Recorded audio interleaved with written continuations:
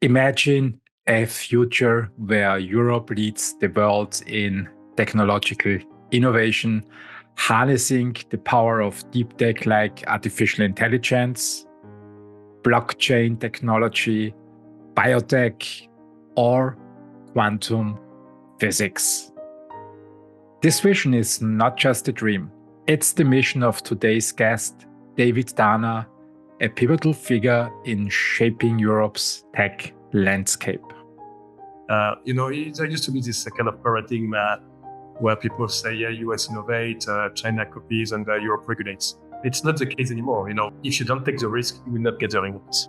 It's investment, it's not deployment. So we are making investment decisions based on our own analysis. Will we be 100% right? No, it can't be.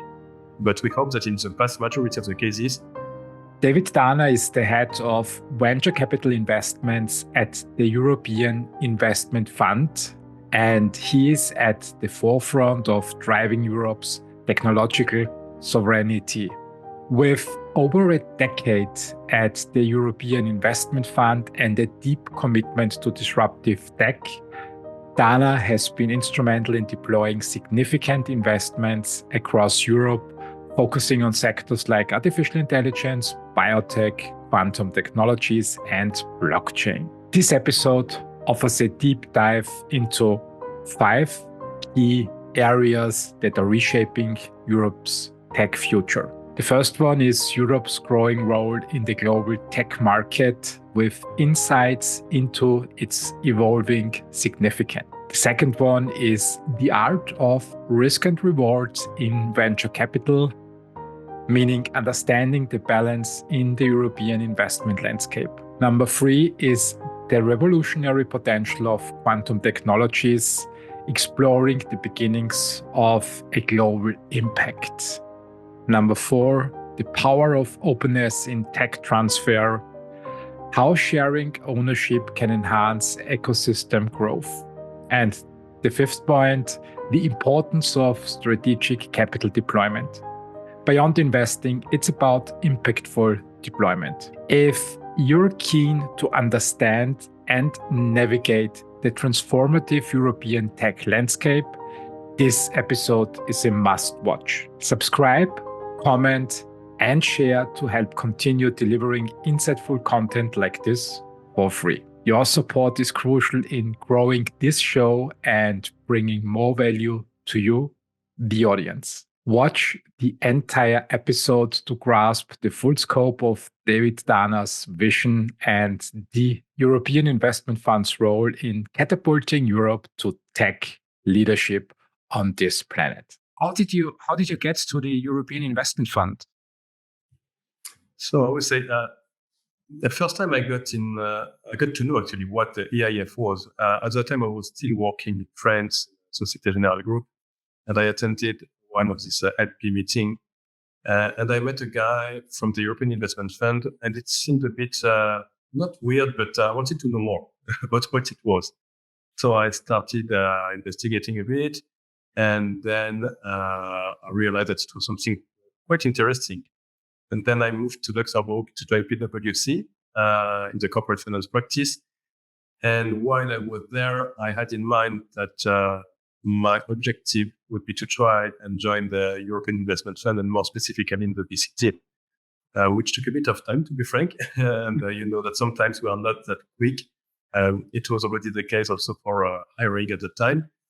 But I met a lot of people from the team, and I ultimately applied. There was no open position or nothing like that. I just applied. I had interviews with many people from the team, and again, it took some months at least before we ended up in just receiving a bit from nowhere, I would say, a job offer on my emails. I was a bit surprised, especially as it took so much time that I just get the call saying, "Are you sure it was for me?" Just thinking that it was maybe a mistake. I said, yeah, that's for you. If you're fine with that, we can just agree on your starting date, which is what we did quite quickly, I would say. And I then started working in the VC team since day one in September 2010. 2010, it's over 13, almost 13 years ago. And what kept you for over 13 years at the European Investment Fund? What motivates you doing this job every single day? A number of elements. First of all, and I would start with something which I hoped would not happen and did have happened, was a kind of political pressure, meaning that my fear when joining the AIF, knowing what we could be doing with the means and the organization behind us, I was just skeptical on whether there would be a lot of political pressure to make or not make some deals. And at the end, and this is something which I liked and enjoyed very much, is that there is sometimes a political pressure. But as long as you explain and justify why you make a decision, positive or negative one, our management has always been supportive. And this is something which gives you a lot of freedom in what you do, which is something I appreciated. But besides that, what has kept me so long at CIF is that, first of all, the market has evolved a lot. And I've seen the role of EIF evolving a lot as well. When I joined, EIF in 2010, we were 6-7 in the VC team, making 200-300 million euro a year of investments into VC funds across Europe. And it's used to represent 40-45% of the whole European market. Last year, we invested a bit more than 3.4 billion euros. We are almost 50 in the team, and this represents maybe 15 to 20% of the market. So the market has grown a lot, mainly in very positive ways.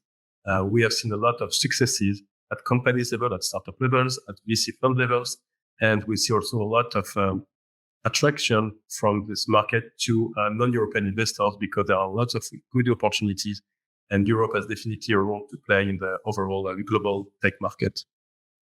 I hope so that Europe plays a role. I think it was more prominent in the 90s on the tech markets. Then I think we missed a little bit the digital revolution. And unfortunately, it didn't create Apple and Microsoft. My question to you is, how do you see the role of venture capital on the European landscape these days?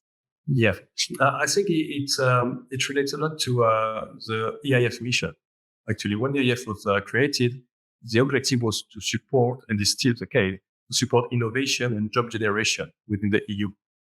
And if you look at the number of SMEs, so small and medium enterprises, which are making the economic framework of the EU, it's more than 90% of the companies are SMEs. Many of them, the ones being now the more successful, are the ones which have embraced the digital revolution in a way, and which are also even further now developing that kind of, as we call them, disruptive technologies to continue and leading the wave for Europe to remain at the forefront of innovation. And that's something which I appreciate a lot as well, is that we are interacting with a lot of people from very different backgrounds, from purely financial kind of background, entrepreneurs, technical guys. And we manage out of that, and we hope we manage to make it a good place for entrepreneurship in Europe and to support entrepreneurship related to technology. We cannot do anything just by ourselves, but at least as a European institution with a significant financial means coming mainly from the EIB and European Commission, we have the means to have an impact and to help the market to set up, first of all, good practice, but more importantly, to support some specific new theme and thematics. Can you give a little bit of perspective of the European Investment Fund on the term technology, deep tech, biotech? I'm coming from this angle that I read an article yesterday where I read we have deep tech, we have digital tech, we have biotech, and I think the terms are very broadly used. Yes. And it would be helpful to have your definition of how you see the tech sector in Europe. Yeah. So first of all, indeed, we keep some of those themes quite broad in definition to avoid being in the kind of risk-averse selection, meaning that we don't want to have a kind of book-taking approach. We are making investment decisions. This is something people have to understand. It's not because what you want to do fits with the policy objectives of the EIF or the European Commission that we will invest in your proposal. We are here as an investment team to make investment decisions, meaning that we combine both those policy objectives, but also the financial expectation perspective, which means that we try to make sure to the extent possible that the projects we support are the ones which are the better equipped to generate both the highest possible results on those two objectives. It's not something easy, but that's something we have in mind on a day-to-day basis. And indeed, we are active in various fields in terms of innovation. We have split our team in basically two main departments, and which are then split again in a number of sub-teams depending on the different thematics. We have on one side the technology, which is made of anything related to both what we call digital and communication, but also which is one of the team we have. And the other one, which I'm heading, which is called disruptive technologies and innovation, which is more about deep tech in a way. And by deep tech, we mean all those sectors which have been identified as being strategic for the technological sovereignty of the European Union. And it gathers a very large number of sectors, starting with, for instance, space, new space economy, but you also have AI, blockchain, Web 3.0, cybersecurity, semiconductors, new technologies, industrial tech, a lot of things. And on the other side, we have what we call the more generic term impact investments, but still related to technology. One of the team being focusing on social impact, the other one on climate and environmental impact. Then we have infrastructure team, and the last one, which is called life sciences, which I think could be in between. So these are the kind of sectors indeed we are covering. For instance, talking about what is the definition of life sciences, it's quite broad. It can start from drug discovery to medtech. So it's quite broad. And again, it's done in purpose to keep those definitions broad so that when we find something of quality, we have hopefully the means to support them. And not telling the guys promoting this initiative, it's great, but so really you don't fit into the mandate for that specific relatives. So we prefer to have something a bit broader and up to us then to make the good investment decision. I'm curious to learn more about your investment style with the European Investment Fund. You have a wealth of experience from PricewaterhouseCoopers to Societe Generale. And when I tried to remember the times of the 90s, I'm now close to 50, so I was a student in the 90s. Everything was about the internet back then. Then we moved forward. I got into biotech, life sciences. Then everything was suddenly about blockchain, artificial intelligence. Then we had also the term digital revolution. And I'm sure that you experience the same like venture funds, that you have a wealth of opportunities on the market and many people approach you. How do you prioritize your investments? So there are a couple of different aspects to this question. The first one is we don't want to go for hypes. So we go for things which, first of all, make sense and for which there is a market demand.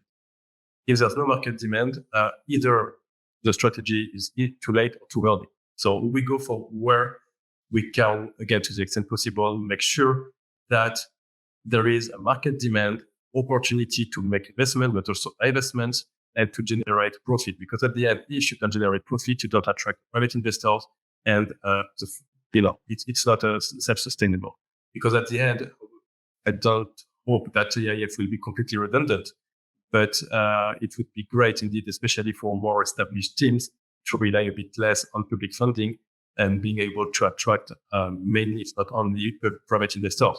We know, especially in Europe, it's still not the case. Not that we don't like to back them, but it's a question of having this ecosystem being, again, viable and profitable enough to attract those heavy financing from private investors. When I go back to the 90s, I always had the feeling with the mobile revolution that Europe is playing at par with the United States.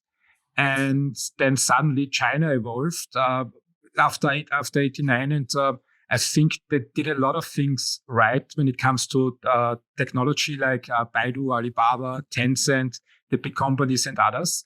And I always felt that Europe, in between, we lost it a little bit. So when you look now at our landscape, we don't have these big entities.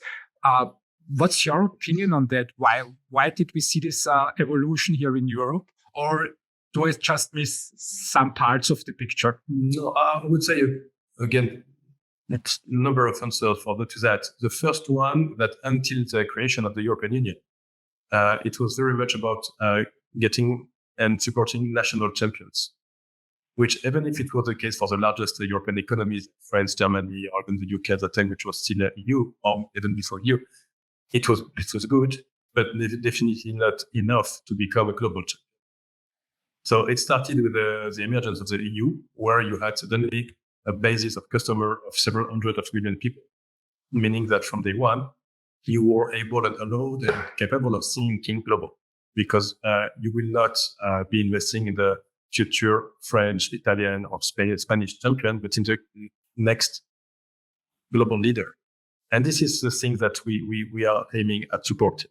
Not that it's the exclusive focus, but we are convinced that we have nothing to be shy of in terms of technology in Europe. What we miss is the capacity to translate research and innovation to market, and then also to expand and grow, because that's something we can come back to that a bit later as well. In terms of sources of funding, there's definitely a big lack in Europe in terms of growth capital. This is something that I felt in 2010-11, so right after the economic crash in 2008. And at first I thought I'm incapable of raising funds for companies, and learned slowly, step by step, that we have a huge gap here in Europe compared to the United States when it comes to private funding. How do you see the situation of private funding here in Europe? I would make a distinction between now and up to 18 months ago. Up to 18 months ago, it was continuously improving.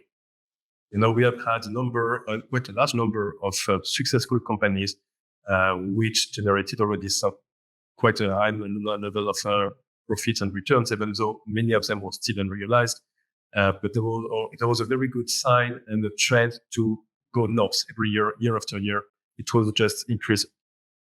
For the last 18 months, it's become definitely more difficult because of the economic context on a global basis. So it's not like if it was only from Europe, it's the case for all the economies in the world.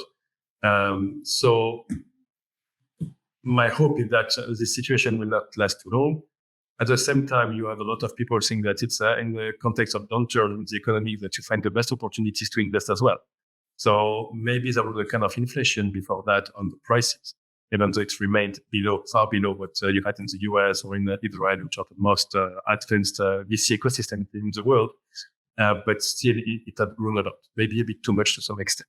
So now we are coming back to more reasonable valuations, but still we are lacking the appetite from quite a number of private investors. Typically, alternative investments are the most risky assets. Within this, you have private equity, and within private equity, you have VC, which is I think the riskiest asset class you can find.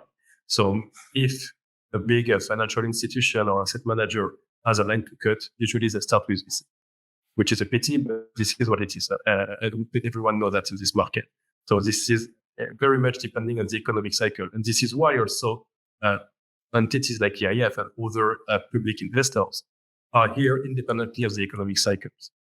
Because we are not only here to support everyone when things go well, or everyone are the ones to select, but when things go less well or go bad, we also have to support them and to help the ecosystem to not to struggle and to continue evolving, survive, and continue for better days. How you're talking about 18 months ago and now. Everybody's writing now about recession and that we will have a lack of funding in the coming years. How do you perceive the reality on the venture market at this point in time? I would say there's a difference to make between the fact that, first of all, we have quite a number of funds which have, dry powder. They raised quite big funds until 2020, 2021. And some of them have just started investing now. So they still have quite a lot of money, and they're very careful in what to do. And then you also have a big number of companies, like European companies, who raised very big rounds. And they still have quite some cash on the bank accounts. One indicator I have, but it's a personal one. In fact, it's the number of emails you receive every week about the biggest financing round in this geography, this sector, whatever. until the beginning of 2021, we used to receive maybe 4 or 5 of them every week. Now it may be once a month. So we see definitely a big slowdown in the investment path and the rise of capital, especially for bigger rounds. But the best companies continue to raise. It's maybe a bit more challenging, but they continue. What we see as well is that the ones which were okay-ish, but not better than that, are definitely struggling. So there's a lot of concentration on the market, or entities just disappearing because at the end they were not that exceptional. I'm not saying that this is something great, but this is also the way this market works. Venture capital is made of figures, and the best successes are supposed to generate strong enough profits to compensate for that. Yeah, we need these failures, I think, to come to the successes. What I'm curious to learn from you is how do you see the difference in accessibility of venture capital at this point in time between Europe and the United States? I always perceive the United States as being far ahead when it comes to the availability of funding compared to Europe. And very often when I develop companies, the logical step is at some point in time, Series B, Series C, Series D, to take a step over the Atlantic and approach US-based investors. How do you see these differences? Yeah. I would say as long as we will not have an exit market working well in Europe, it will remain the case. Meaning that 85% of the exits are taking place in the US. Should it be through IPOs? Almost all of them happen 85%. In my view, I don't have the precise figures, but that's really the feeling I have. Either because those companies are acquired by US corporations, or are IPO'd in the US. But you have very few entities in Europe with a strong appetite for acquisition. Even though some of them have money, they have cash on the bank account, but they're always risk adverse and they don't see and don't value.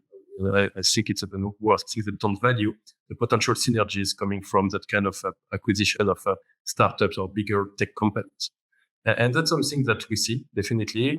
We as a European institution, have launched an initiative also to help those companies remain in European a bit longer, hopefully. It was at the beginning of 2023. You may have heard about this European Tech Champion Initiative, which is a big fund, more than 3.5 billion euros, dedicated to invest large tickets in funds, European tech funds, investing in late stage, growth stage companies. But these funds have to have a size of 1 billion euros at least. And the purpose of that is that once you have that kind of size, you become a real international player, and you appear on the international landscapes by all the investment bankers and everyone, meaning that it's not like now when you have this landscape where you have 1, 2, 3 maximum European players. The purpose is for the next 3-4 years to have at least 10 to 12 of that players active in Europe. This would be a great thing because I think we lose a lot of value when the companies are basically forced into relocating to it on the left. When I look at the map on the left, the global map on the left is the United States, to the south is the UAE, and then we have Southeast Asia, where basically larger entities exist. And the question that I have, and that I haven't found an answer yet, is how can we motivate private LPs at a larger scale to invest in venture funds? You mentioned a fund needs 1 billion to be matched with this 3.5 billion program. But where should they get it in Europe? Yeah, that's a good question because indeed we've seen a lot. Actually, what I've seen over the years is that the LP base, the typical LP bases of European VC funds have changed. Historically, it was a lot of insurance companies, financial institutions. We see more and more corporates investing, family offices, even some high net worth individuals signing smaller checks, but making it really interesting. What we are still missing in Europe is those huge pension funds capable of allocating 5 billion to European VC for the next coming years. We don't have that. So we have to actually balance the fact of attracting non-European LPs with the fact that we don't want them either to have too much of influence. Because again, as you know, the world it's a global market. There's a lot of competition. And again, as a European institution, we are hoping for Europe to remain more independent and sovereign. So it's always a tricky balance to find. We do our best. We are not the sole ones doing that, but we do our best. But sometimes it's difficult because you have a kind of unfair competition from some sovereign wealth funds coming with tens of billions or things like that. But we try to do what we can with a strong political support as well to keep those companies European longer. And a trend also we've noticed is that it used to be systematic 10, 15 years ago. It's less true now when you have, for instance, an American investor coming in, sending even a big check. They're not systematically asking for a relocation, not anymore. They're asking for sure if the company hasn't done it yet, which is not that common either, to open a branch and a strong local presence in the US. But this is something that we see positively to the extent that the company remain registered in Europe with its main operations. It's made, the majority of the headcount in Europe. We will never prevent a company to expand on an international basis. Otherwise, they will never be able to compete with those GAFA or Google. I think global collaboration is a good thing. It made the last 20 years possible, where I think technologically wise, we made a big leap forward. And as long as we can keep peace and global collaboration alive, I think that this tech trajectory should continue. But there is still in Europe this one thing that I would like to explore a little bit more. Mm-hmm. You mentioned sovereign wealth funds, pension funds, also foundations here in Europe. When I look at the US, I always have the feeling it's a no-brainer for them to invest in venture funds. Whenever I have a chance to talk with Europeans, I experience the opposite. So that they are still very skeptical, still very reluctant. Yeah, I think it's mainly a question of mentality, meaning that European investors want to invest in something where they know they will make return. Then the question would be, what kind of return? Whereas there's an inherent risk associated to VC, which is a risk not to get your capital back, or even worse, to lose everything. And this is something which mentally, I would say, is not accepted yet by European investors. Not that we should promote making a lawsuit, but if you don't take the risk, you will not get the rewards. And that's something which is indeed, I think, a big difference in the mentality because I think that European investors, usually when they invest in VC, they will not invest in 15, 20 funds. They will invest in 1, 2, 3 maximum. And then for sure, the risk is higher. If one of these investments fail, for sure, it will be much more difficult to generate higher returns. Whereas if you dilute a bit more, if you construct a portfolio which will, theoretically speaking, make maybe slightly lower returns, but with a much, much lower risk, it should be already a better thing. And that's something which has been done in the US for decades. Investors in Europe started doing that. It has been stopped quite brutally, I would say, for the last 18 months, to be frank. And we see especially some geographies in Europe where it's even more difficult than what it used to be. So I'm thinking about Central Eastern Europe, Southern Europe to a certain extent as well. It's very difficult and complex for them to raise funds.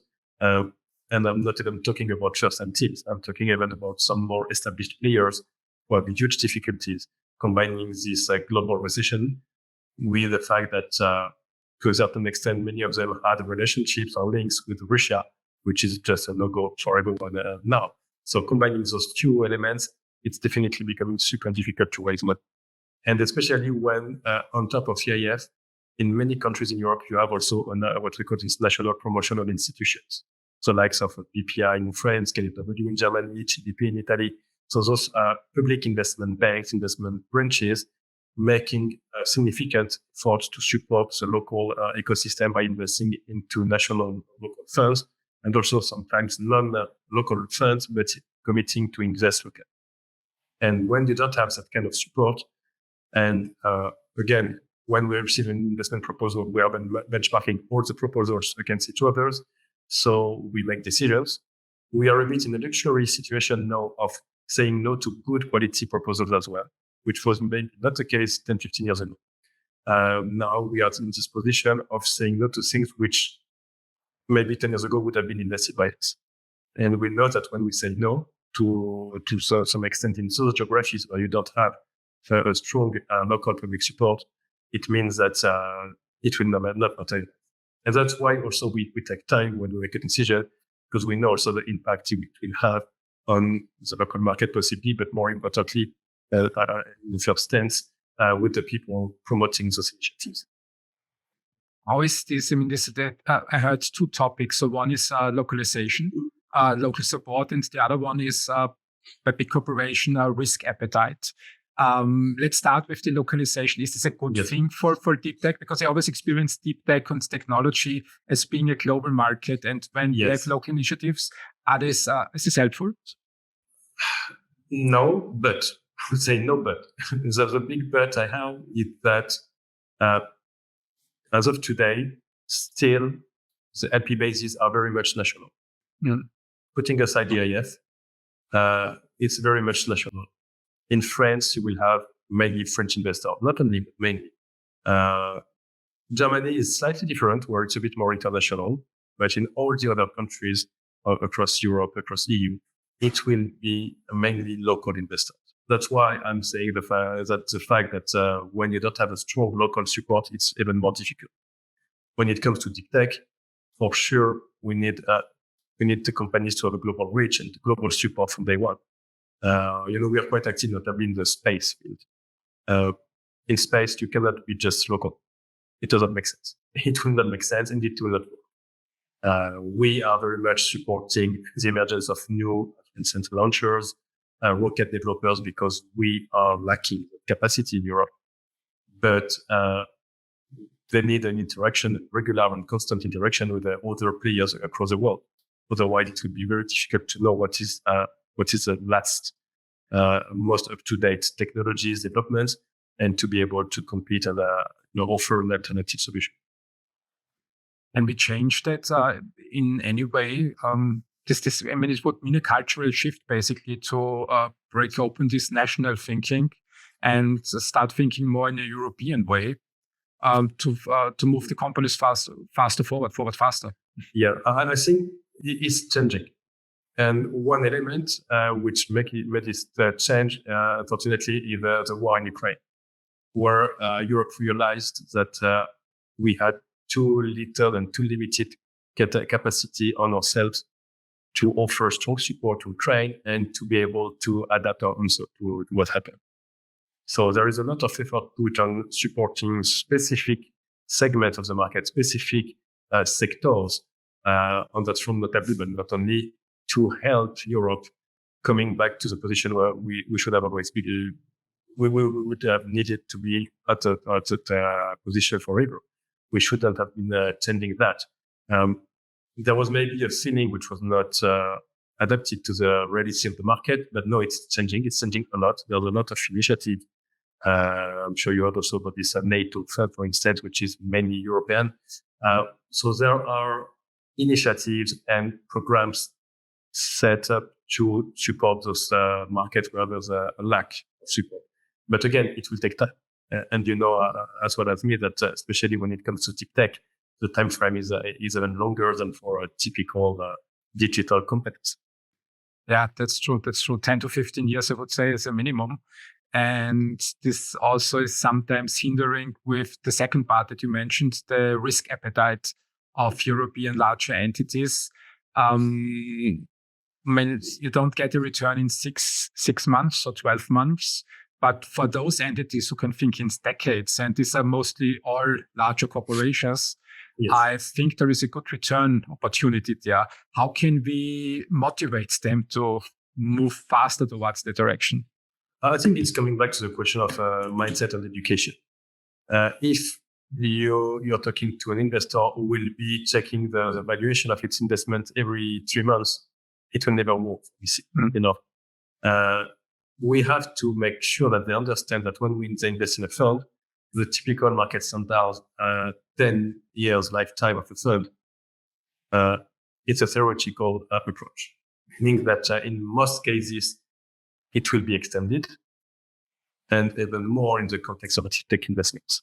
But the main difference, and that's something they have to realize, and it will only go and be visible through positive and successful examples. Is that the potential is huge. One of the sectors we are following is quantum technologies. We are at the very beginning of something which has the capacity to be huge, but it will take time. But if it works, and when it will work, the impact will be on everything, on the daily life of everyone in the world. But it will take time. But if you're from day one supporting this change, then you are capable of generating the higher returns. So that's always a question of measuring the appetite and the capacity to wait. And if those entities understand that it's a long-term business, it's a strategic investment on top of being financial. We are talking about strategic investments. Then there's a chance that we can solve the issue. Otherwise, not that optimistic. Yeah, and diversification, I think this is something that took a long time for me to understand, that when you bet on one company or on one venture fund team, then the risk of losing everything is very high. And diversification doesn't mean that you dilute the upside. It just means that you cut the downside risk. And I can imagine that some European larger entities and smaller entities judge their success in venture investments by the first investment and say, okay, if that works, then I continue. If that doesn't work, I stop investing. Is this something that you also see on the market, or is it? I think something which is interesting to see, coming back to this question of time frame of investment. Some 20, 25 years ago, there were quite a lot of investment in semiconductor hardware. There have been some huge successes, but limited in number. So what happened is that a lot of investors, run away from investing in this field. Now we see more and more people contacting me with a real deep tech strategy. Some of them being exclusively focused on, for instance, semiconductor, which is not something I would have been expecting even 5 years ago. But why so? Because they're realizing, and we are all realizing, that we are too much dependent on other countries, other continents when it comes to delivery and procurement of anything, all the things, the chips, everything we need, all the components to make even a simple phone or laptop, or computer, whatever. We are not autonomous. We cannot do any as we want. We are depending on the willingness of China, US, other countries to provide us with what we need. And it can't be. It can be not anymore. And that's why we need to make sure that, first of all, we have the technological capacity and technical capacity to develop new technologies and new products, but also the capacity, and this is something which is not yet addressed properly in the market for me, the production capacity. And this is something which can have a huge impact. If we are able to be autonomous when a European company needs whatever the quantity of components to build its new, should it be a quantum computer, a new mobile phone, a scanner, whatever, if we have the autonomy and the capacity to choose amongst European providers, we will not be depending on quotas or on who will be the preferred partner for strategic or geopolitical reasons. We will have much more power also to other reasons. But it also, I think, semiconductors also means we need to have a very, very long breath. This is something that we won't see results next year. So we will see, I think it will 2, 3, 4 decades. It's long term. And that's the thing that, again, same point coming back again to this education. If the investors understand that it's both, actually, like we do at EIF, it's both financial and policy objective. And if we manage to align them to the extent possible again, so maybe it will be over a longer period of time, but if we manage to show that after 15, 20 years, which is slow, I admit and I acknowledge that, it's slow. But if we have entities capable of waiting so long, then the results after this initial long period of time will be much quicker and much, much bigger. But that's something, again, coming to the question of mentality education. And it starts very, very early in the process of financing. something that we briefly extended before today, when it comes, for instance, to technology transfer. This is something which is definitely lacking a lot of strong, high quality players. We have a number of them in Europe, but we should be able to do much more. We have huge capacities. I think we have a larger number of engineers in Europe than the US and Canada combined. Really? That's what I found in a report a couple of months ago. So we shouldn't be shy. We have the capacity, we have the knowledge, we have the brain to innovate and to innovate and to change the world. Then what we need is capital to support them, entities to support them, offering them the access to the customers, helping them marketing the product, because we have, I think most of those engineers, unfortunately, are a bit lacking the marketing capacity. So we see some of them in the companies developing that kind of thing, hiring people from the US, for instance, to market their products. We're fine, but it would be even better with European people doing that. It's a question of, again, first of all, mentality, for instance, with the universities, where you have a lot of research being originated. Sometimes it's very hard for them to accept to open the shareholding of the companies that they create, or to give autonomy to investment teams that we could help setting up to run a tech transfer type of fund. What I like repeating them when we discuss together is that it's much better to get even 40% of something worth hundreds of billions than 100% of nothing.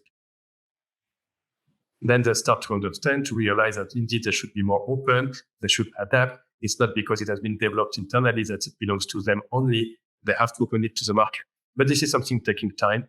Again, it's a question of education, of persistence as well, because you pass a message once, it will not change much. If you continue saying the same thing, explaining the same mechanisms, and showing again, there's no big surprise. We are supported by successes.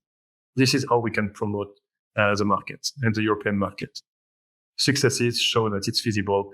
And again, I think something which is also very important in Europe is that innovation can come from anywhere in Europe.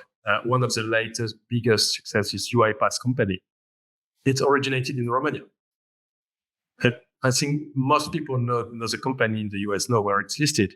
If you ask them where it originated, I'm convinced that 80% of them think it's an American company.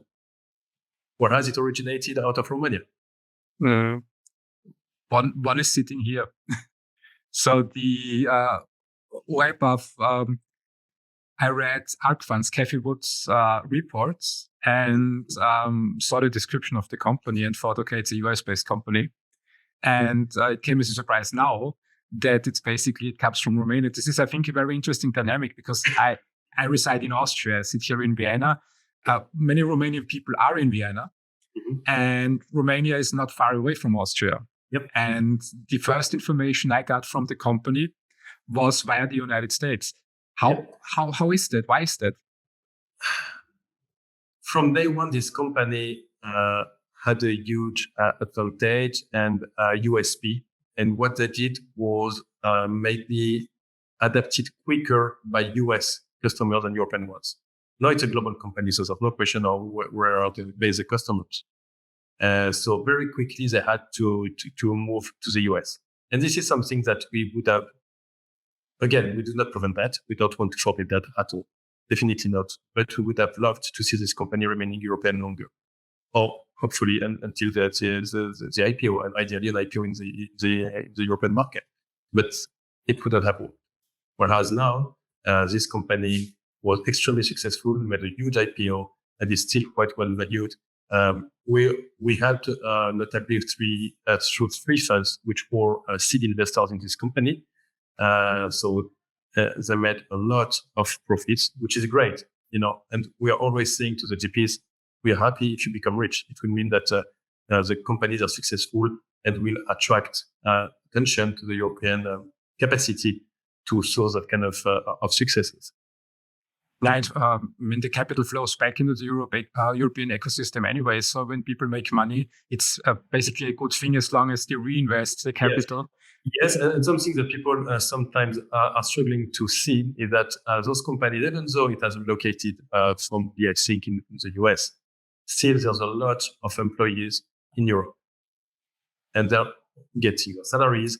They're making it, some of them are starting now, thanks to the success of the companies, starting their own initiatives, supporting the local entrepreneurs. So it's a kind of, cycle which we like to promote as well. Like there was back in the time, this kind of Skype mafia, as we called it, with all the employees of Skype and founders of Skype having launched their own things which work now super well, starting with Niklas from Atomico, Niklas and Stroll.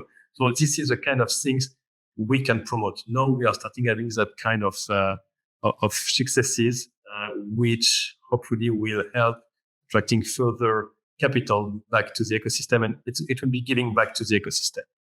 This is one of the worries that I have when I look at the technology landscape in Europe.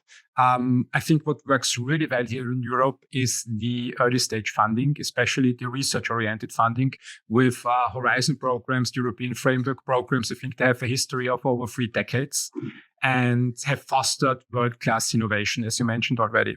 Yeah. And then we have this big problem of tech transfer. Maybe we can dive, before we continue this with the other part of the ecosystem, a little bit deeper into that. What I saw on the market was up to 90% equity claims from tech transfer offices, some royalties, and a lot of control intention. And 3 months ago, I had a conversation with Ashur Vikumar from CERN Institute, and he introduced the CERN model with 2% royalties, non-exclusive for the company. And he said, we need to move the technology very fast into a startup to help them find product market fit and then negotiate other terms. How do you see this tech transfer phase in Europe? Again, what I said, a question of education and mentality.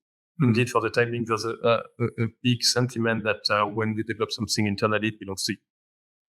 Whereas if you open it to other shareholders, to customers, to private markets, then you'll be able to value it more and to help the ecosystem more.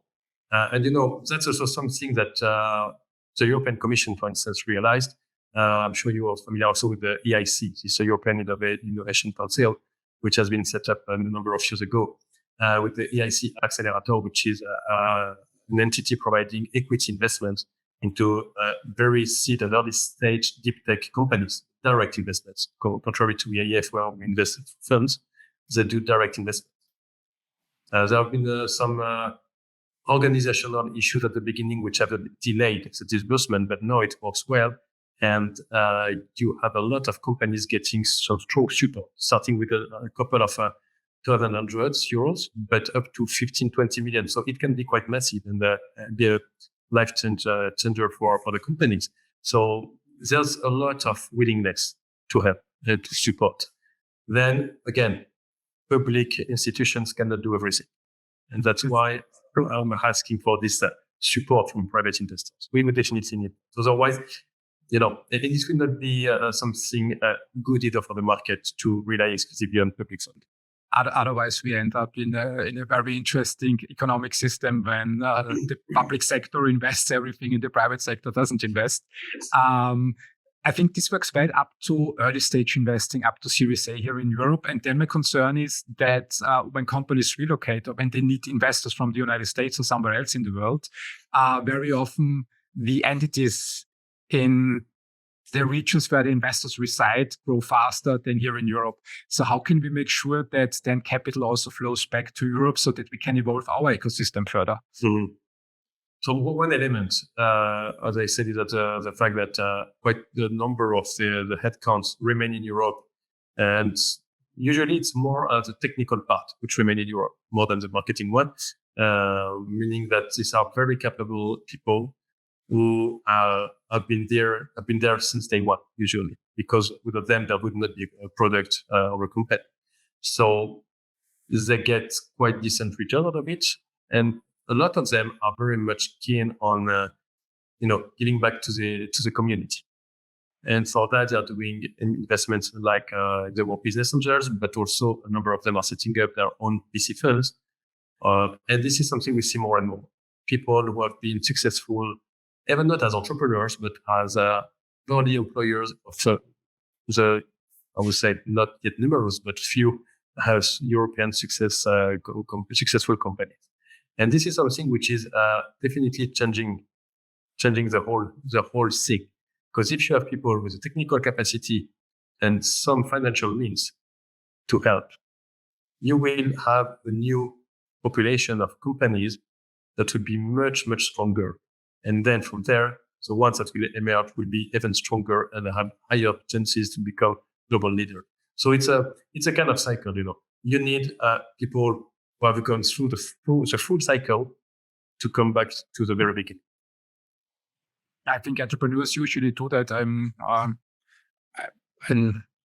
let me just think. I think I never experienced an entrepreneur who had a big exit to simply retire and enjoy life. They always, after 12 months, they come back latest and found the next company. Yeah, something interesting as well is that what we see is that those investors who have been backing those companies and who have strong networks in Europe, they have a tendency to prefer not being number XYZ in a big US VC firm, but to launch their own in Europe. And that's also something which has changed. Actually, I saw that for the very first time, maybe 10 years ago. It was in Poland when we started investing there. I was with a colleague and we had a very strong team made of Polish guys, all of them coming back home, I would say, after successful experiences, mainly in the US and in London. So this is something which is happening. But again, it takes time because even those great initiatives will take years to come to the end and knowing the actual financial results, which is the key element to convince private investors again. So it's always the same rhetoric, You have to make sure that you can grant higher returns to the investors so that they can, in good conscience, I would say, allocate capital to this space. Yeah, higher returns. I think this is something that we need to remind people more often, that ultimately investing and entrepreneurship is a lot about returns, creating returns. It's sometimes forgotten. Yes, definitely. Because again, as I say to my team and to the firms and the GPs we meet, investing is great. And I don't say it's easy, but what is even trickier is making exits, especially in the market, which and that's maybe the major and only limitation I had until this current downturn in the economy. That on paper we had great successes, but too little liquidity events, too little cash back to LPs, because at the end cash is king. So as long as you don't get the cash, okay, you have a very strong IRR, TVPI, but what is important is the DPI. How much do you send back to the investors? Because this is how the people will be convinced, how they will convince their management, and how they will get additional allocation to that.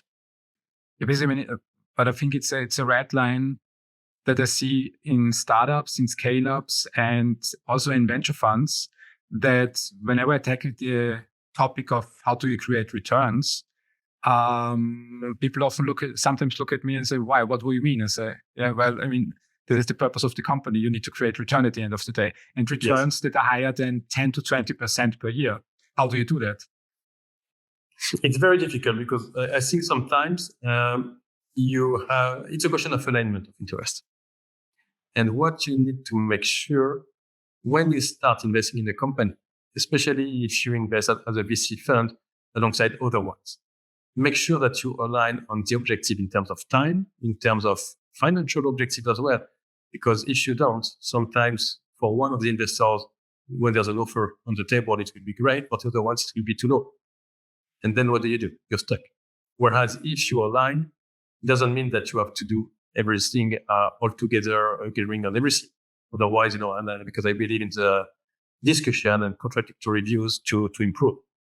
But if you don't align beforehand, it will be very difficult for everyone. And also something which we see is a misalignment with the founders.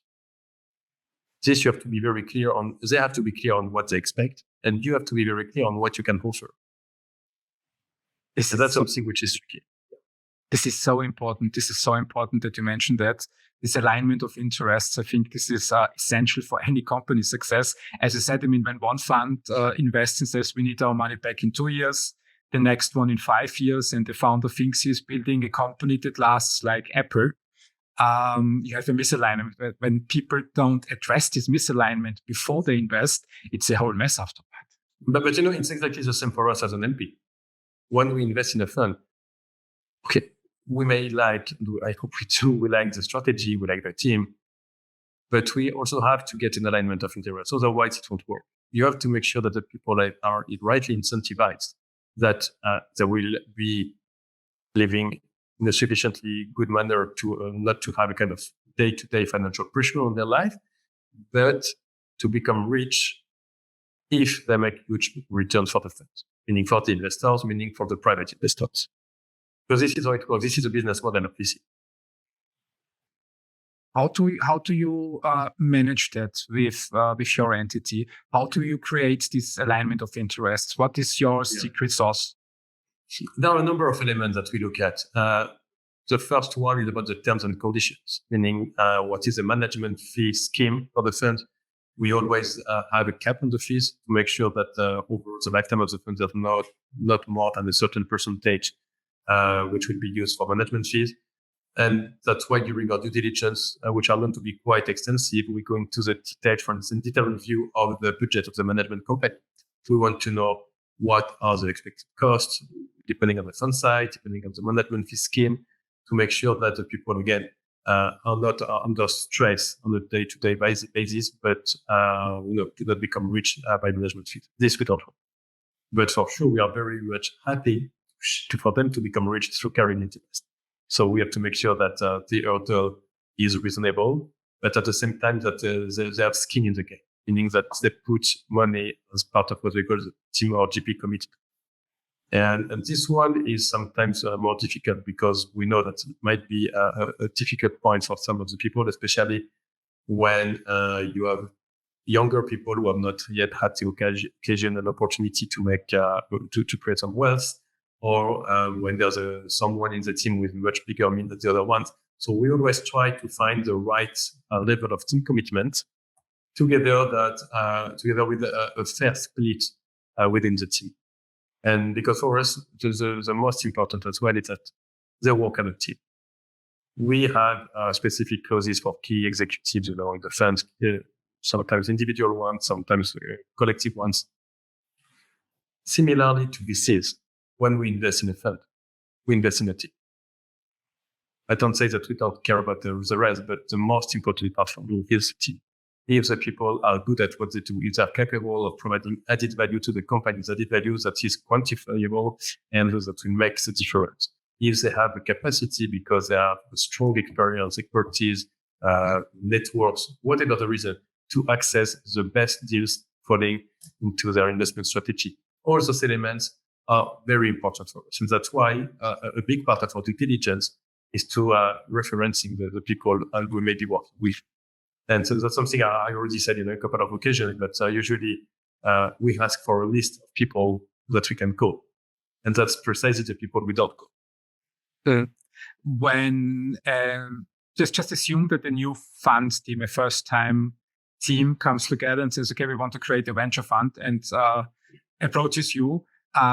What do you recommend? Which information should they have prepared when they want to talk with you? Yeah. So first of all, I think people sometimes don't realize, but we spend a lot of time to talk and discuss with a lot of people who want to raise VC funds. And even in many cases, before they formally submit any proposal to the EIF. Because first of all, we want to avoid the setup from sometimes just a legal standpoint, things that would not be investable should we have an interest. And then we give a lot of recommendation, but then the most important first thing is that we are not shy of backing new teams. But, having invested in more than 600 VC funds, we will not just back a new one for the purpose of backing a new one. We will back a new one if they bring something different, if they have a USP, if they do things in a different way, if they are focusing on specific thematics which is not correctly covered in the current environment. So we need to find this USP, and then know what you want to do, and be convinced. In order to convince us, be convinced that you will be successful in what you do, because you have a different approach, you have a different mindset, you have a different way of doing things, you have a different operational background. Make sure that you show us and you convince us that you will get access to those better deals that was very rationally to. Because otherwise, why should we back a new team? If it's just to put a team in place that will be competing against all the other ones that we back, it wouldn't make sense. Yeah, you need the ecosystem, or at least access to the ecosystem to get access to the deals. To the ecosystem, to the customers, to the investors from the interstate round.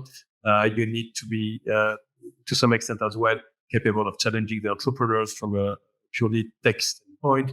So there are lots of ways to be different.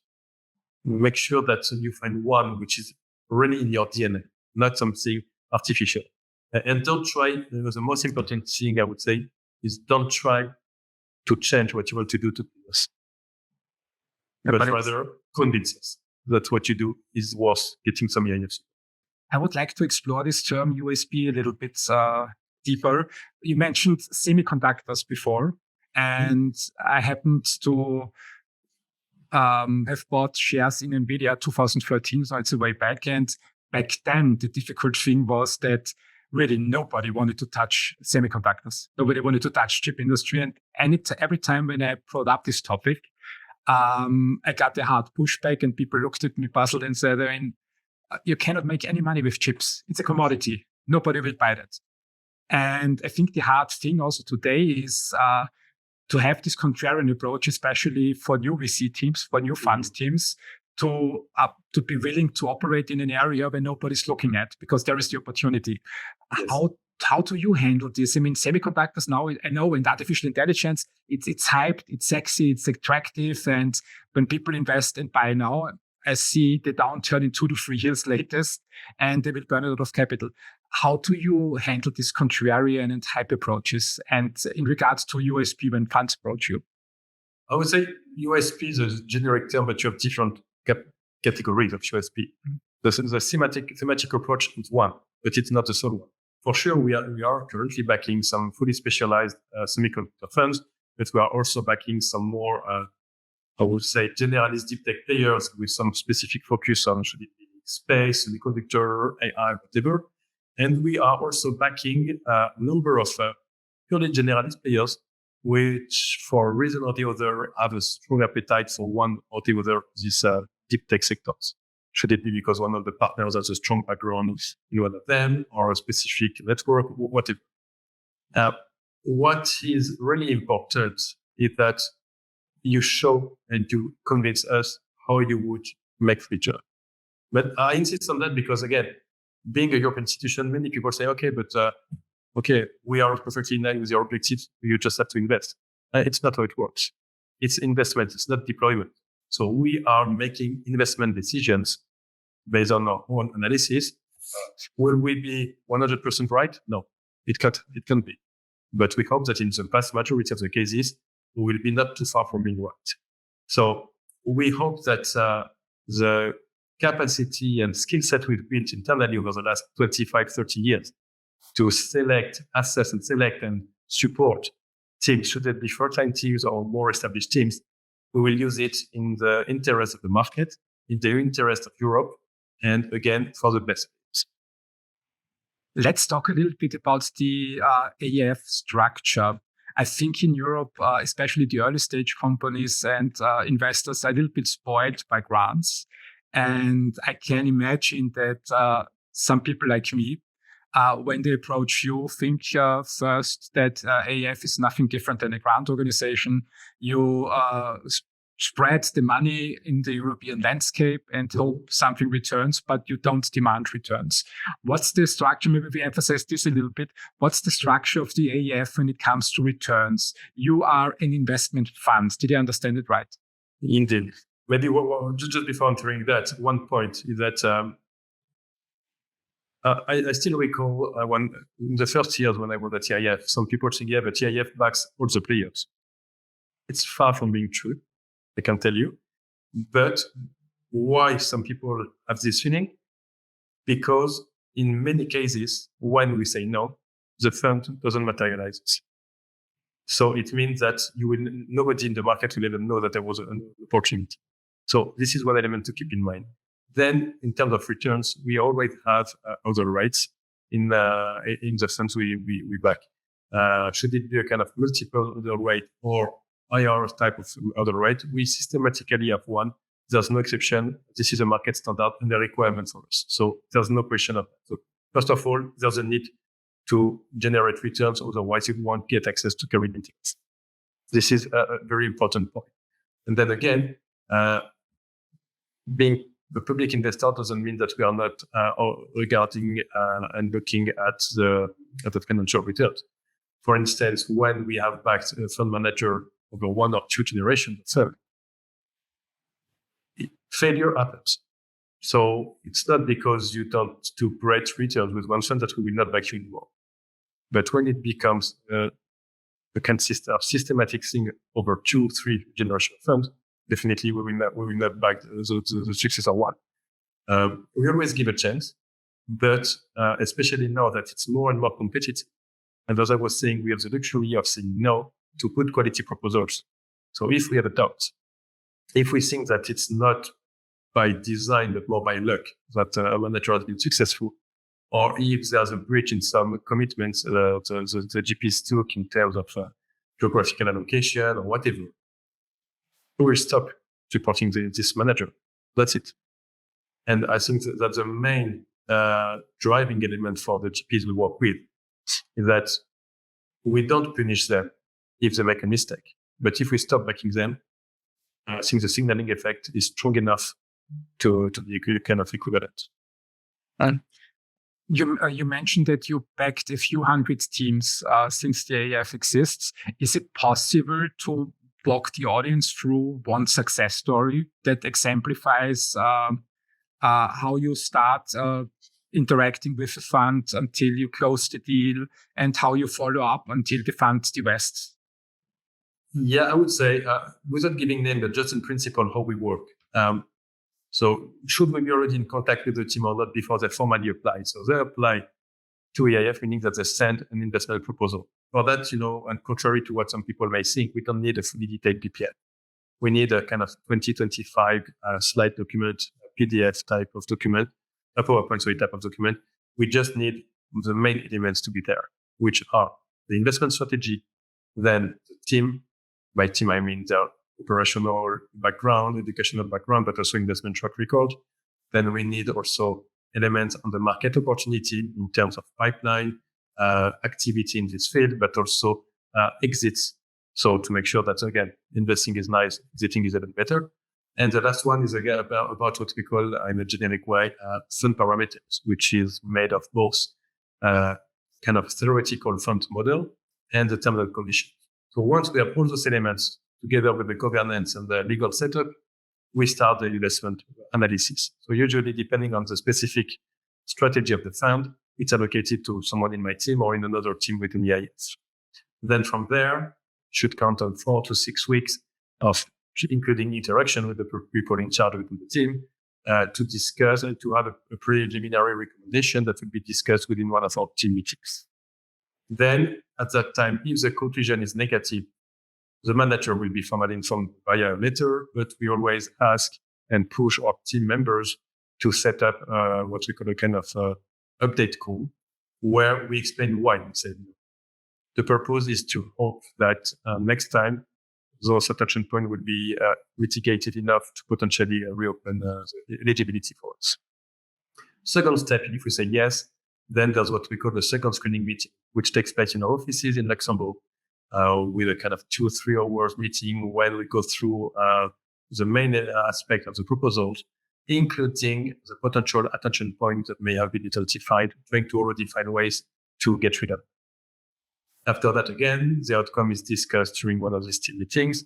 If it's a yes, then we move to what we call the due diligence, which is 1.5 to 2 days in the offices of the GP, spending time on each and every aspect of the proposal. It's quite extensive, quite long, quite detailed, but this is nothing more than a fund of fund due diligence. So we could, as part of that, individual interviews with the team members and things like that to make sure that we get to know all the details of the proposal. Because the thing is that what the GPs have to understand is that if the team in charge of processing a potential transaction is convinced that we have to make the transaction, they will become your advocates internally.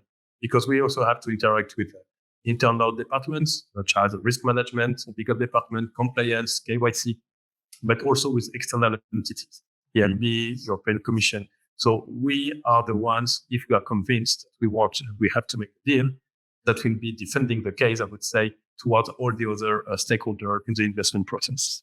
What is the maturity demands that you have at this stage? Do you need 100% agreement of the stakeholders when you present an opportunity, or is there a maturity? No, the thing is that there are different steps, and we can move to the next one if there's an approval, which is not systematically unanimity, but at least majority. But there's no formal voting, I would say, right. But at that time, it's more a kind of discussions, feedback, requirement, requests from specific departments to have something clarified or potentially even changed. And that's something and it takes time. And that's why also, I know sometimes we hear on the market that CIF is low.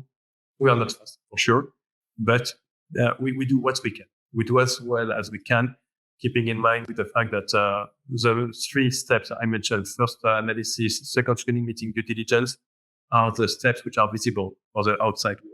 Whereas internally, we have all the internal interim documents to produce, discussions to hold, and interactions to make sure that we have all the elements necessary to defend the case. And once this due diligence is done, if the outcome is still positive, then we go to board a submission for a recommendation to commit to the fund. And when we get it, it's systematically conditioned to the fact that we reach the total and full agreement on the legal documentation. So we are talking basically about a process that lasts 1 to 2 years, in principle, from... I would say, 10 to 14 months. Yeah. Oh, just quick. That's quick. It could be worse. Definitely not. And again, we saw that we were not super quick. We are not fast, but we do, again, as quick as we can. But hearing feedback from private fund of funds, who claim for some of them that it's a process of 16 to 20 months. Indeed, it's not that long. Again, if we could do it quicker, it would be better for everyone, but we just can't, and we do what we can. And I think what is also important is that we have a duty as well, not only toward our stakeholders, but toward the markets. Because we know that there are quite a number of investors who are not, I would say, sophisticated enough, not, with no negative sense attached to that. But we are designed and dedicated to do that on a daily basis. It's our only work is to select and invest into VC funds. Some other investors will do that on an opportunistic basis from time to time. They rely a lot on us. They know usually that when we sign an LPA, it means that everything we need is done. And they know indeed as well that the approach in US is very much different. It's very much GP friendly. It's more LP friendly in Europe. And again, managing and investing EU public money, we pay extra attention to protecting us as an investor. Yeah, I think this is necessary. But I look at 10 to 14 months. I mean, I always say when someone approaches me for fundraising, 1 to 2 years, 12 to 24 months, expect that just to manage the expectations. If it's better, it's better. But yes, for sure. But let's say that's the average. Yeah. Yeah. But when I look at these hero stories in 1 month closing, I never experienced that. So. I know some number of US VC funds who send an email saying, okay, guys, this is the new LP of the new fund. You have 2 days to comment, and then we close. Definitely not something we would be capable of processing. But again, this is what it is. The European market is different. We know that there's a quality stamp attached to our signature, and beyond what we do for our, as we call them, our mandators, the ones providing the money to us, there's this duty toward the market, generally speaking. Yeah, it sounds like a salesy comment. You have 2 days to invest and then the opportunity is gone. So it's like selling cars, basically. Yep. Anyway, when you look on the market, on the websites, we have two entities, AIF and also the European Investment Bank, AEB. And Yes. Except the last part, it sounds pretty much the same. Can you explain a little bit for the audience what's the difference between the two entities? So actually, it's not at all the same. It's the same group. So it's an EIB group, meaning that EIB is the mother company of EIF. So it's our majority shareholder. I think they're holding a bit more than 60% of our capital. But beyond that, in terms of activity, it's very different. EIB was created 75 years ago as the investment arm of the European Union. And from day one, it was designed to support large projects, infrastructure type of projects, public-private partnerships. There's financing, the like of building of roads, highways, bridges, hospitals, schools. It's very much different. What is more and more close to what we do, but still different, is that they have an activity to invest in funds outside of Europe, whereas the EIF is very much focused on EU. And they also have two other activities which relate to what we do. One, which is venture debt. So they are providing that venture debt to companies directly. And they are the ones managing and advising this EIC accelerator I was mentioned. So they are the ones processing the due diligences and building the investment case for the investment committee of the EIC accelerator, which is again this direct investment tool, equity investment tool into very early stage, say very risky tech company. But apart from that, from an operational standpoint, we have our own processes, which are very much aligned, but we do our business and we report to EIB for sure. The chairman of our board is from the EIB. We have some board members as well coming from the EIB, so there's a link, definitely. We are also both entities located in Luxembourg, so it's very close, but full autonomy in terms of operations. And on both ends, you need private capital to match your investment. So it's not a possibility that a company says, okay, a venture fund says, okay, on one hand, we have AEF without other LPs and we take up venture debts for the companies. It can be combined sometime, but it's not an objective, definitely, meaning that we don't communicate from one team to the other who we are working with and so we could envisage to work with. But what we need indeed is when we invest in a fund, there cannot be more than a certain percentage of public money. So this is something important to know, that indeed, depending on the strategies, there might be some exceptions, but a very minimum usually is 30% of private investors, if not more. But only 30%? Yeah, that's sometimes that's a requirement for some specific mandates. Usually it's around 50, but normally it can start from 30, depending on the strategies. So you can go up to 70%? Not us, meaning, no, when I say private, it means non-public, not only yes. Okay. Usually we theoretically speaking, we can go up to 49.9%. Mm-hmm. We don't like it very much, prefer remaining around 20-30%. We have very few exceptions where we can be even bigger than 50%, up to 70 indeed, but it's very, very limited cases and much more developmental type of mandates.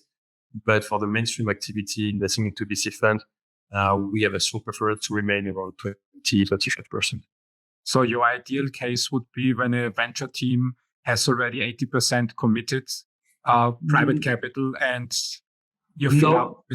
No, they don't need to have the 80% ready yet. What we need is to see some traction. Some traction, some soft commitments, or even better, hard commitment. Because I think that when we sign an investment, it's systematically a conditional commitment, conditioned to a number of elements, such as this matching from private money, or as minimum fund size, meaning the size under which our commitment will not be effective. So yeah, there are a number of elements associated to. For you, there's one question that I have in mind. Do you suggest a milestone plan then when you invest in a company, or do you invest everything up front in the?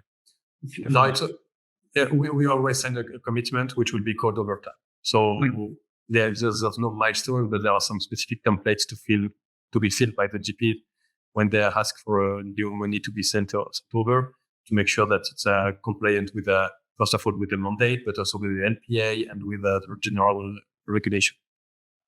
Good to know. When we look at the future of Europe, where do you see, what's your vision for Europe on the tech landscape? Where do you see the tech landscape in Europe in 10 years? I wish I knew. I think that if you look at all the capacities we have, it would be a shame not to be at least one of the few, if not the leading continent. Again, in terms of engineers, brains, people thinking about what can be done, what can be changed. There used to be this kind of paradigm where people say, yeah, US innovate, China copies, and Europe regulates. It's not the case anymore. There's some regulation, definitely, because, and I'm convinced that in many cases you need some. But we are more and more considered as being an innovator continent, much more than in cities. And that's great. And again, those successes, like we mentioned, UiPath and other ones, as you said, so sometimes people just don't even know it's European by origin. We need even more to show that we are not only good at thinking about new and disruptive technologies and business models, but also we can implement them and make them concrete successes. Yeah, I'm curious about the dynamics. I mean, what's your opinion on that? I mean, we have the US, we have the UAE, we have Europe, we have China. Do you see generalization everywhere so that every region tries to play in all fields?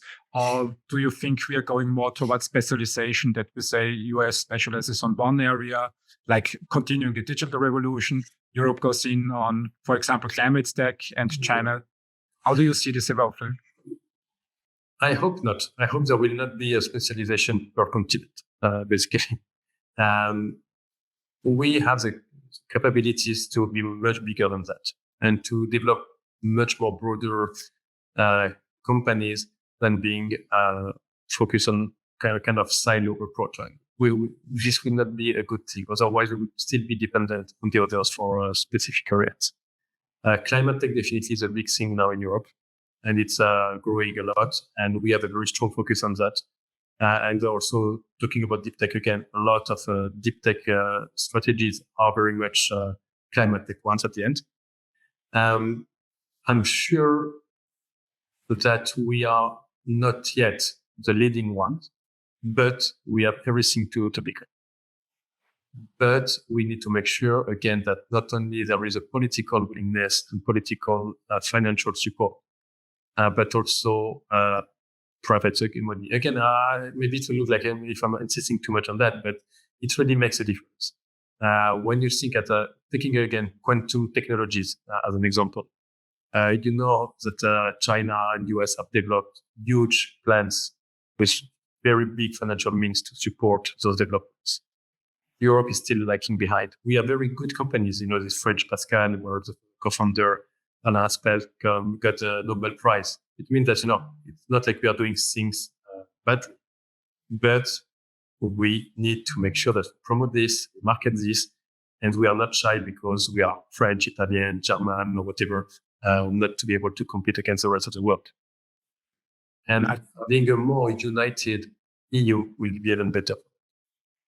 Yeah, I totally agree with that. I mean, Europe must eliminate the borders in Europe and think as European area. And I think the basic idea of the European Union was working together, collaborating, and ensuring peace via collaboration in Europe so that we don't see a larger war happening on the continent again.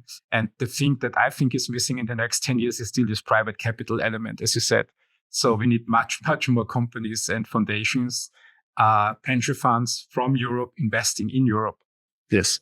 Okay, that's what I was repeating. Yeah. Where do you see the role of the EIF in the next 10 years? I think our role is evolving compared to what it was 10, 15 years ago.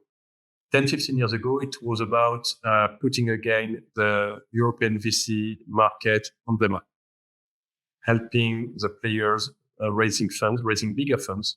We've seen a number of much bigger funds compared to what was the case previously. Now, I would not say that the work is done and we need to move to something else.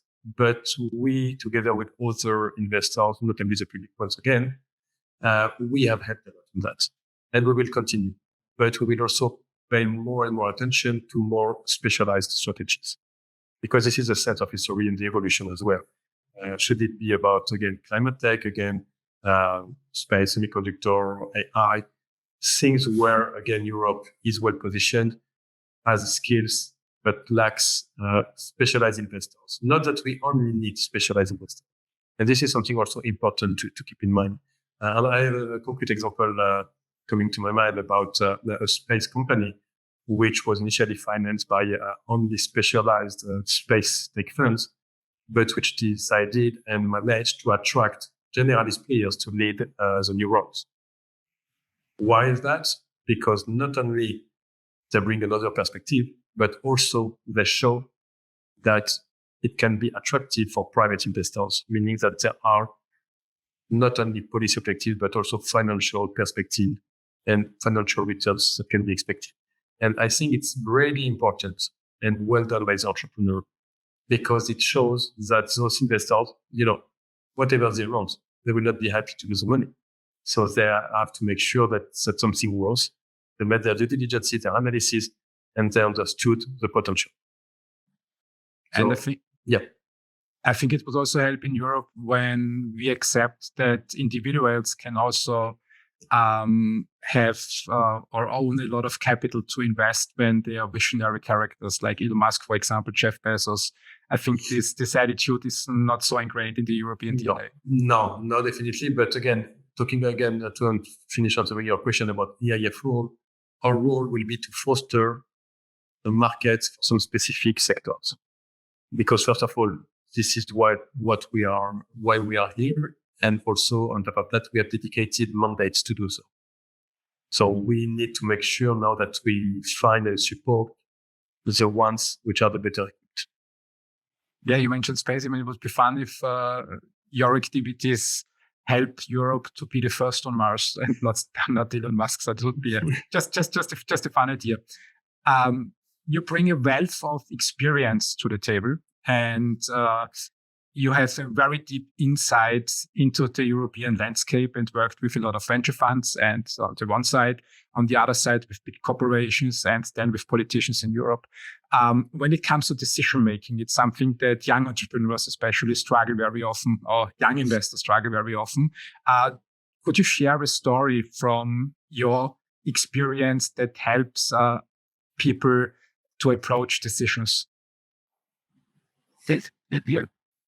I think what is really important to me is to empower the people.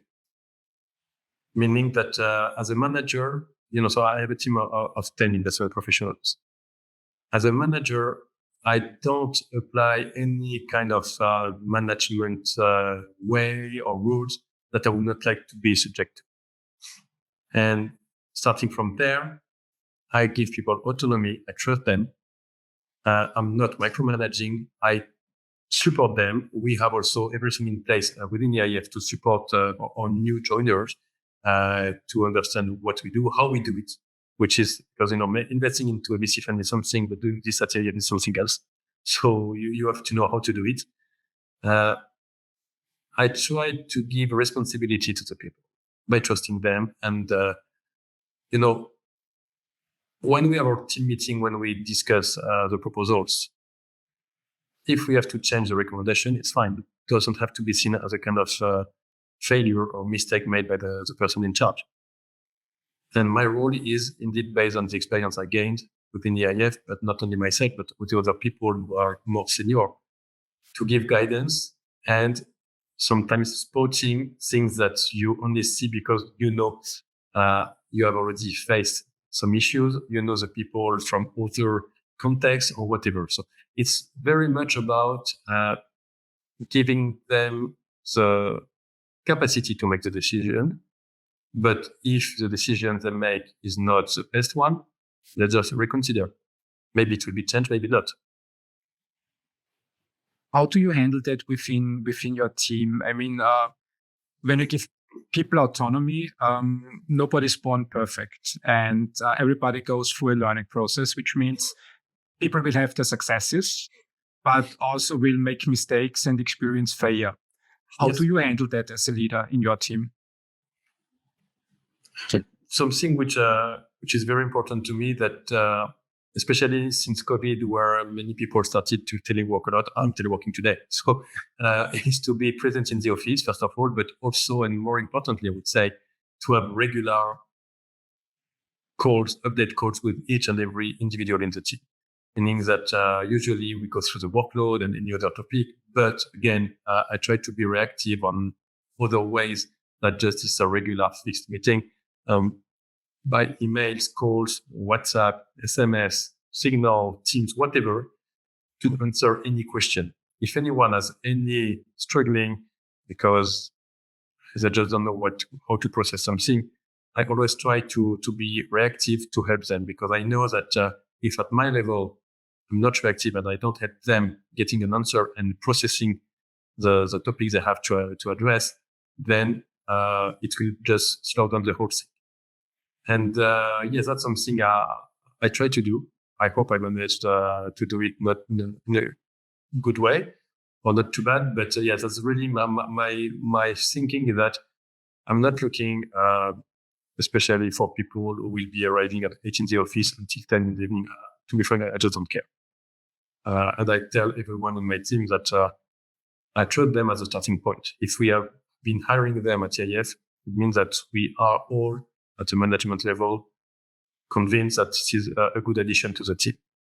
So we start by trusting them, entrusting them, giving them autonomy, and up to the extent that they deliver on what they have to do, it would be fine. And again, if there's something which does not work, can happen once. If it starts to be repeating, then I will have to become more micromanaging. I don't like, but the person will not like either. So yeah, up to them to make sure that this trust relationship continues. What happens in the team? I mean, you invest in funds, and I also assume that from the hundreds of investments you did, not every fund is a winner. Yeah. And some statistically will lose. How do you handle these situations when your team experiences failures of funds? I would say, first of all, before knowing whether this is a failure or not, it will take time. As we said, it's a long-time business. I think now, I'm starting now seeing funds in which I invested when I joined the EIF coming to the end of their lifetime. But many, if not all of them, having gone already through a couple of extensions. So it's long term, and it will take time. So I can't tell now. What is always nice when you have early exits, because you see quickly the concrete results of what you've done. But again, does that mean that because there's an early exit, it will be a big success at the end? We don't know. We will know in a minimum of 8-10 years. So we are tracking that for sure, but I would say it's not the main criteria. When I think about growing companies and growing funds, I think the starting point is always one founder, one fund manager, then they start creating a team, the team grows, then they start investing, or when it is a company, they start hiring people, and suddenly you have an ecosystem that you have to manage. And EIF is in that situation. I mean, with a few hundred funds and the funds invested in other companies, you basically shape the European tech landscape with your activities. And sometimes I hear from founders or fund managers that this responsibility keeps them up at night. What's your secret to handle this responsibility internally in you? First of all, it's a shared responsibility. Definitely not relying on the only. So that's already, it already helps. But the thing also you have to know that when we invest, again, even though we are acting as a fund of fund, we do not have a legal entity as a fund of fund. We are managing money from various sources, main ones being the EIB, European Commission, and the the German Ministry of Economics. And they are their own objectives within the mandates. So it helps already, deciding on what we will be doing. And then, we all in the management team, we are all experienced at EIF for many years. We are paid for that. This is part of the job, so we have to live with it. Sometimes do we make mistakes? Yes. For sure, we did, and we will. No one is perfect. But then the important thing for me is if you make a mistake is to try and correct it. There are funds on which we passed for reasons which at the end appeared to be, maybe we should have done that. Then we come back for the successor generation. It's not a major concern to the extent that they managed to write the first fund. Sometimes you will never know if it would have been a good thing or not. But again, why it's not preventing me from sleeping. Sometimes it does, to be frank, because, it's easy to say, yes, everything goes well, we invest. But in many, many cases, we say no. Sometimes the proposals are very, very bad quality, and it looks like if it was done overnight, so it's not such of a big concept. And the GPs, the people expect a rejection. But for the good quality one especially, it's super difficult because you know that it may mean that they will have to change their career path. And this is why, again, we spend time on each and every proposal, and we spend time also explaining why we say no. And sometimes I can tell you some of those calls are not going well. It's not a kind of friendly call. But this is what it is. If every VC was saying yes to each and every entrepreneur reaching out to them, it will not work either. So this is what it is. We are paid to make an assessment on the proposal and on the team. And sometimes the proposal is nice, but the team doesn't fit. Or on the contrary, sometimes the fit looks great, but what they want to do has nothing to do with their experience, knowledge, and capabilities. So it's always a question of passing the message in a constructive way. And, no later than earlier this week, I had one of those calls where we explain why we say no. The people in front of us, luckily this time understood well. They thanks for the feedback. We'll work on it and come back to you, which is perfectly fine. We never say no forever, So it's not like if we were closing the door and that's it. You don't have a single chance to submit to EIF. Indeed, when we say no, if you want us to reopen the case, we need to see some major improvements. If we don't, we won't reopen. But if we reopen, there may be that we say yes. But if we say no, it's more complex. Maybe it would be only for the fund number 2. But, we have also many examples of funds that we initially rejected, but with constructive feedback, explaining what we would like to see to say yes for the next time. And it worked for many, many of them. So it's, again, trusting the fact that we are investment professionals who are doing our best to make the best selection possible. Yeah, investing is an emotional game at the end of the day. I think this is similar for public investors and private investors and institutional investors. I think it was Manish Babrai who said at the end of the day, you have to realize that 95% of the investments will not work out, but the 5% will. And with the 5%, I think he used the words, you smell very nicely because they will go exponentially.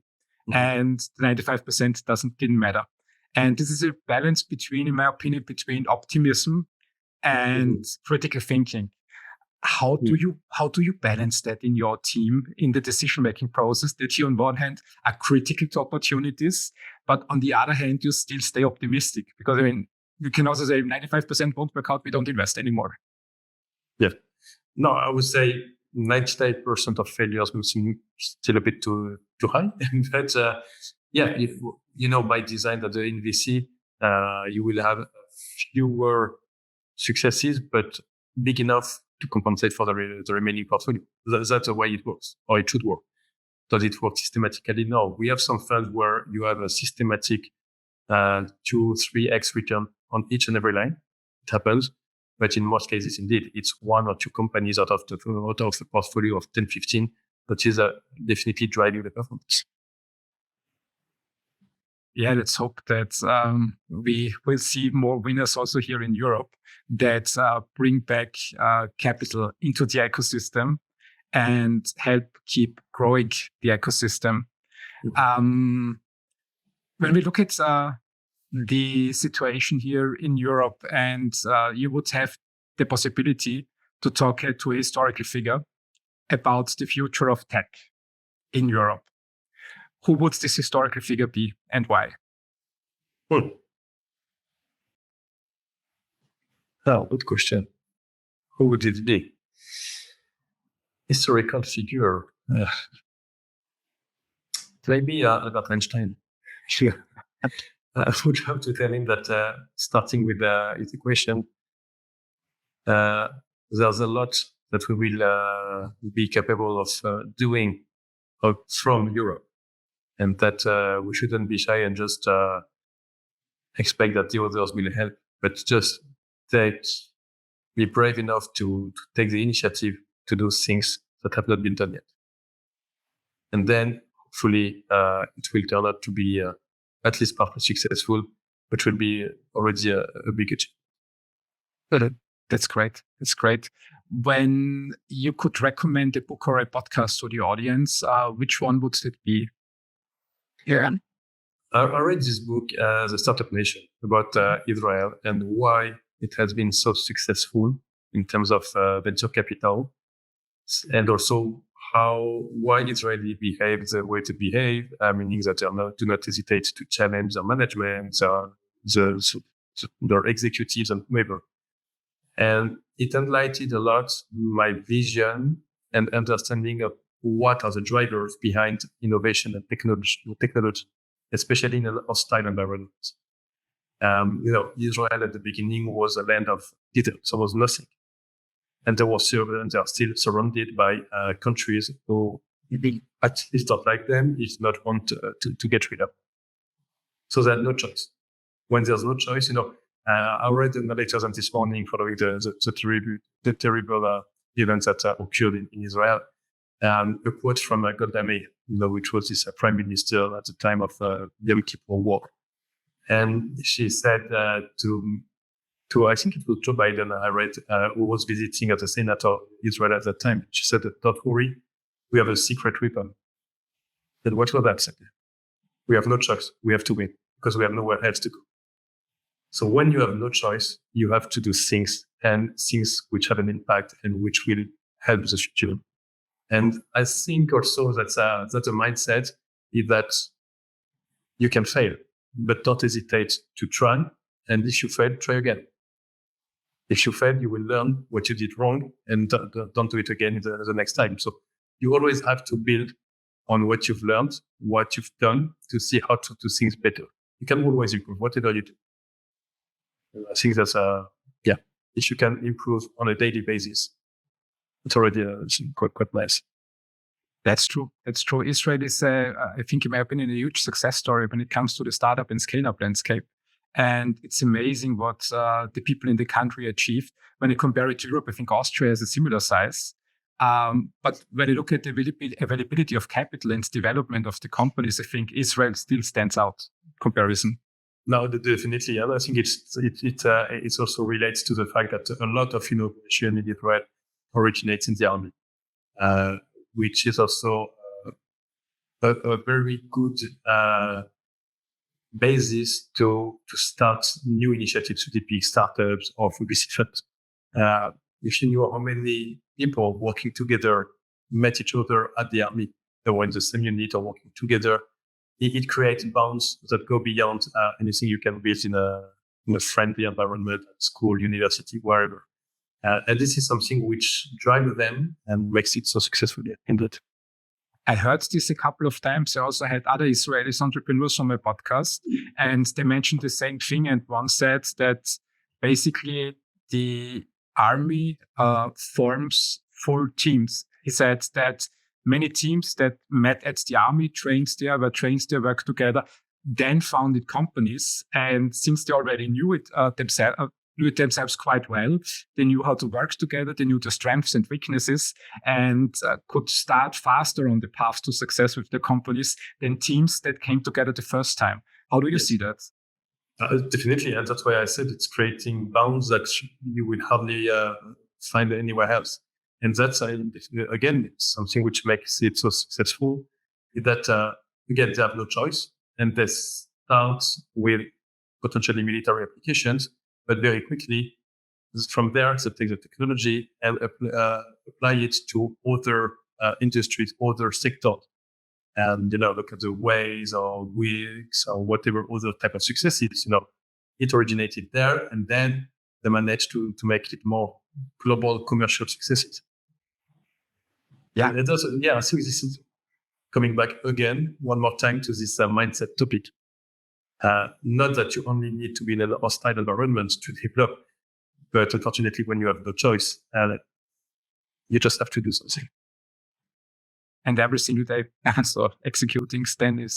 I mean, when you look at Europe, I mean, we have everything here, but a lot of people are trapped in this, basically call it mindset, but they are trapped in this negative mindsets that they complain about a lot of things, but don't flip the switch and start acting and start moving forward. And I think this is the huge difference that entrepreneurs have, that they say, okay, I see the problem, but I do something. Yes, yes, for sure. And again, there was historically this failing in Europe, more than a feeling, this behavior that when you fail somewhere, you're done forever. Whereas in the US, in Israel, when you fail, you learn and you then do better. And this is the main difference. In my view, my point of view, that once we will be able to change this, then we will be playing at the same level as the other ones. And you see more and more people trying to do this. You see so many young people trying this entrepreneurship way or going into more technical. I don't know if you saw those reports and polls on the companies where students want to work after once they finish their studies.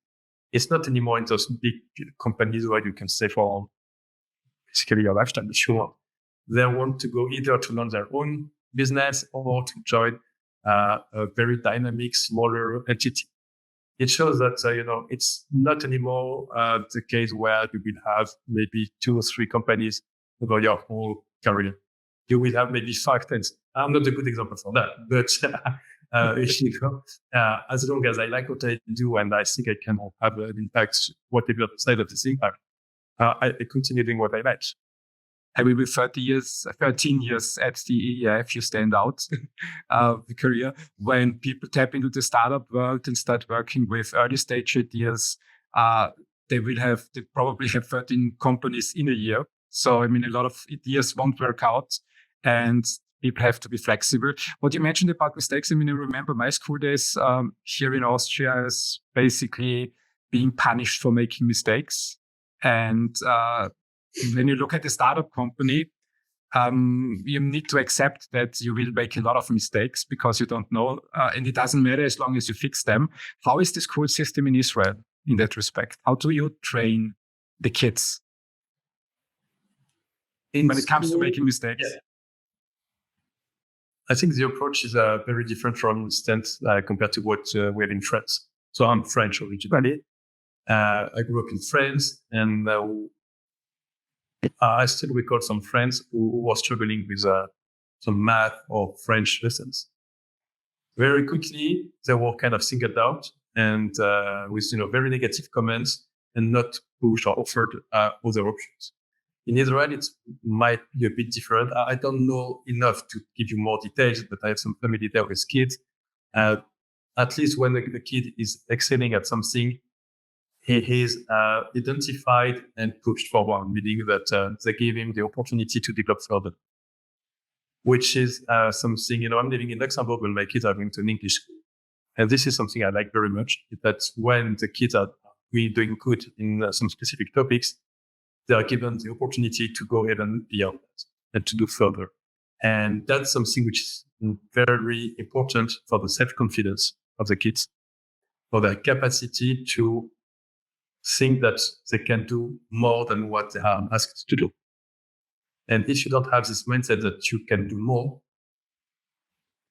you will never do more than what you ask. And that's maybe the limiting factor we have still in Europe to some extent. Yeah, I think it comes back to mindset. When I remember my school days, I think there was a lot of effort in working on the weaknesses. And when people had strengths, it didn't really matter because, you're strong anyways in that area. So why should you work more in that direction, work on your weak points, which leads to the situation where we often that when someone really was bad in mathematics or languages, they had to spend a lot of time in things they didn't want doing and couldn't pursue their passion project. It's good to hear that the schools exist also in Europe that handle it differently these days. Yes.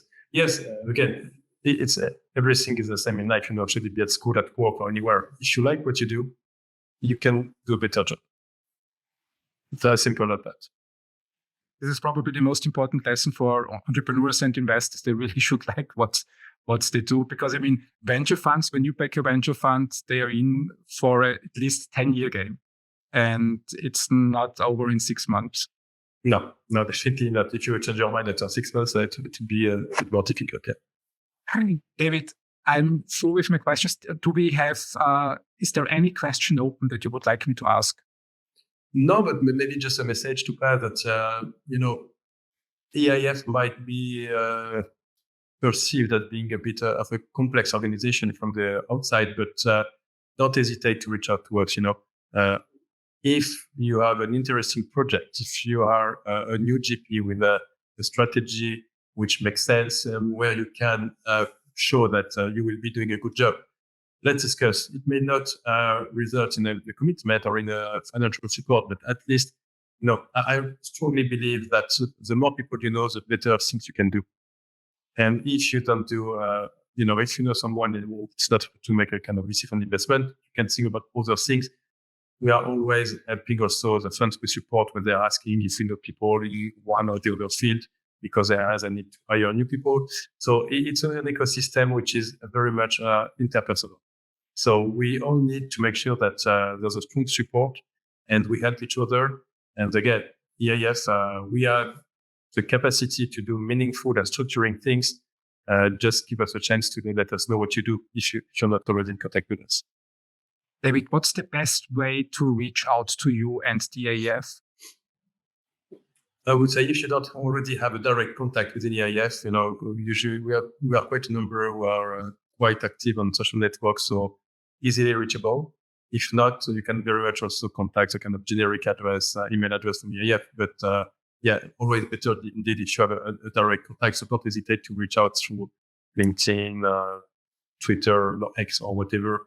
We would be happy to follow up. David, thank you very much for your time. I enjoyed this conversation very much, and I'm happy to learn more about the activities of your organization and how you shape the future of Europe. Keep up your good work and move Europe forward into the pole position. We'll try. Thank you very much. Thanks a lot for this discussion. It was really, really pleasant. Thank you. Have a great day. Bye. You too. Bye-bye. As this episode with David Dana comes to a close, we have taken a deep dive into the evolving world of European technological innovation.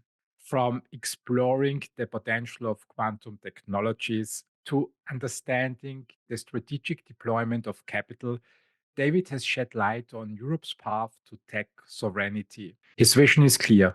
Europe is not just a participant, but a leader in the global tech arena. Thank you for joining me on this insightful journey. Your engagement and interest are what drives this podcast forward. If David's perspective have sparked your curiosity, let's spread the word together. Leaving a 5-star review on platforms like Spotify or Apple makes a huge difference. It's not just a boost to my motivation, but also helps others discover these important conversations. Remember, sharing is caring. If you know someone, be it a peer, a friend, or anyone who would benefit from understanding the intricacies of Europe's tech evolution, pass this episode along. Your support is crucial in attracting visionary speakers like David Dana, ensuring the podcast continues to deliver content that empowers and enlightens. Keep an eye out for more episodes. Until next time, stay engaged with innovation, make wise investments, and be part of shaping a technologically advanced Europe.